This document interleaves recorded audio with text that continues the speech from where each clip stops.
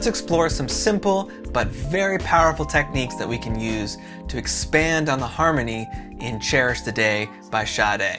So the progression of this song is just 4 minor 7th chords. We've got C minor, D minor, F minor, G minor. That's it. And we have this nice bass line under it.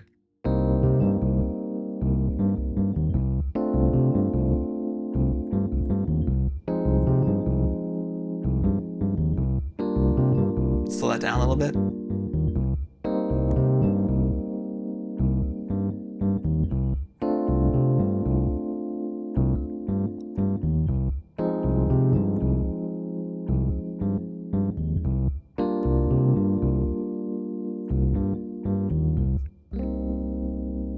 That's pretty much all there is to it. The bass line changes up a little bit each time. It's not always the same, but this is the general idea. So because the first chord is C minor and our bass line is outlining a C minor triad, it's a pretty good guess that we're in the key of C minor. And that's mostly true except for one small caveat. So check this out. If we're in the key of C minor, this would be our 1 chord. If we move up to D minor, this would be the 2 chord, except the key of C minor, here's the 7 notes of this key, has an A flat as its 6th note. But this D minor 7 has an A natural, right? So basically if we take the 6th note of a minor scale and raise it up a half step, we get the Dorian mode. So this is C Dorian, another very common way to play minor scales and minor keys, right? So we've got our 1 chord, our 2 chord, more from our Dorian mode. Then we've got F minor, which is our 4 chord, and G minor, which is the 5 chord. Pretty straightforward. Now, we can make this a bit more interesting by expanding the harmony using a technique called upper structure pentatonics. All this means is that we're using a pentatonic scale that is not based on the root of the chord, right? So over a C minor 7, the most obvious pentatonic that we would use is the C minor pentatonic. If we want to use an upper structure pentatonic, the most common one is to build a pentatonic on the 5th of that chord, right? So here's C minor 7 in root position. Here's the 5th right here. 1, 2, 3, 4, 5. Right? So all we need to do is build a minor pentatonic on this 5th. Here's the 5 notes of our G minor pentatonic. And you can hear this much more lush and beautiful harmony when we put the two together. Now the C minor pentatonic, here it is starting on G, and the G minor pentatonic is just 1 note different from one another. So C minor pentatonic and G minor pentatonic. Right, so very similar, but this 1 note that changes is very important, right? Because this E flat is the 3rd of our chord. So we're replacing the 3rd, which defines this chord as minor, with the 2 or the 9, which makes it a more suspended and more ambiguous, more open and more complex and sophisticated sound. Really beautiful. Ooh, it's already just so rich just playing all the notes.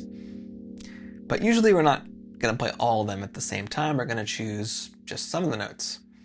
So let's just take 2 or 3 notes at a time from this G minor pentatonic, just at random, and let's see what we can come up with.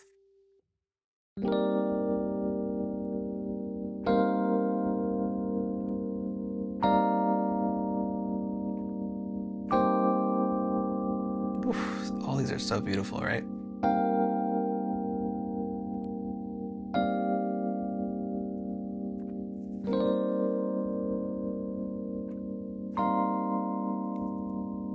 All these gorgeous chord voicings for our C minor.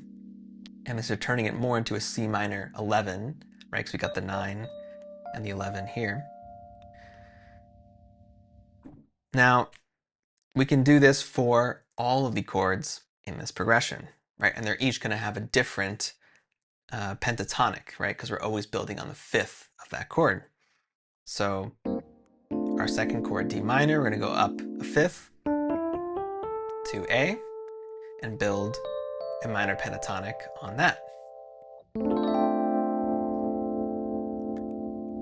Now, it's a great idea to, in your mind's eye, if you can, just like you're seeing on the screen here, highlight the notes of this scale so that you can easily move between different voicings and different combinations of these notes. So we're not trying to just memorize all the shapes necessarily. What we're really focused on here is using this scale and different combinations from it to create almost an infinite number of different voicings and combinations rather than just memorizing shapes. So let's try this D minor 7 in the left hand, and A minor pentatonic in the right hand. See how I'm sliding between notes in the pentatonic, arpeggiating them, playing melodies with them.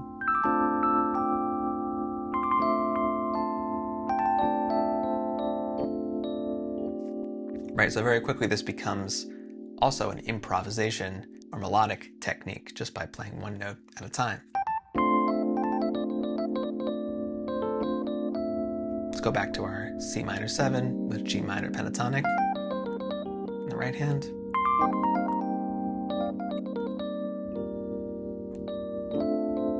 Now we're going to start alternating.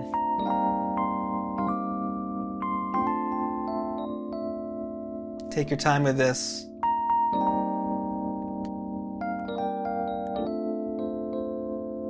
We're playing out of tempo to start.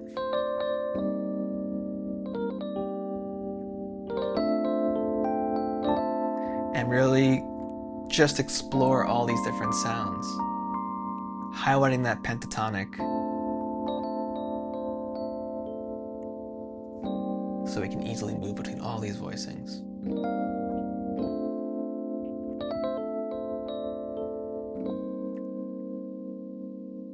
Great, so we've taken this in pairs so far, just the first and second chord, alternating back and forth.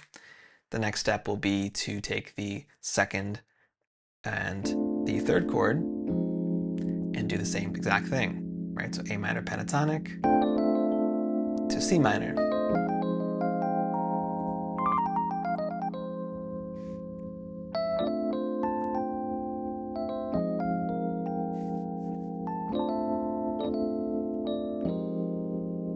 Yeah.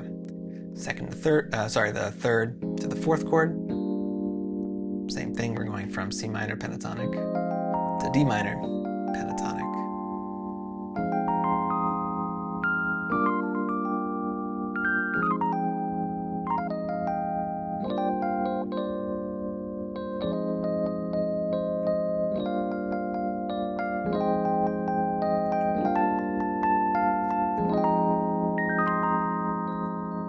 And last but not least, we're going from, don't forget, from our fourth chord back to our first.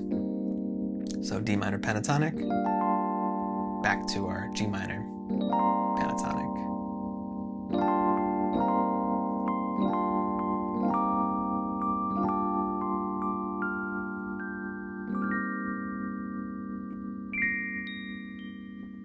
Now, the most common upper structure pentatonic is what we've been doing, which is building a minor pentatonic on the 5th, but we can also build a minor pentatonic on the 2nd. So just go up a whole step from the root. Right here's F minor 7, go up a whole step to our 2nd, and we're going to build a minor pentatonic on that note. And we get an even more full, rich, and complex sound because we're now adding this D, which gives us the 13. So we've got the 9, we've got the 11, we've got the 13, and we've got the 1 and 5. right? So all of our extensions are built into this pentatonic.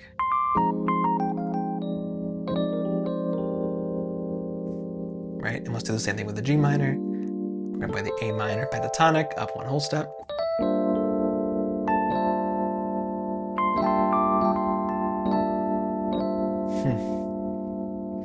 Back to our G minor pentatonic. A minor. Right, it's a bit more of a tense sound because of that 13.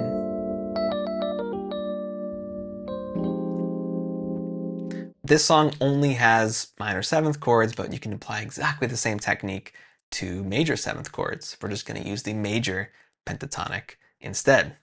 So if we're playing an F major 7, you can play the F major pentatonic. You can build the major pentatonic on the 5th.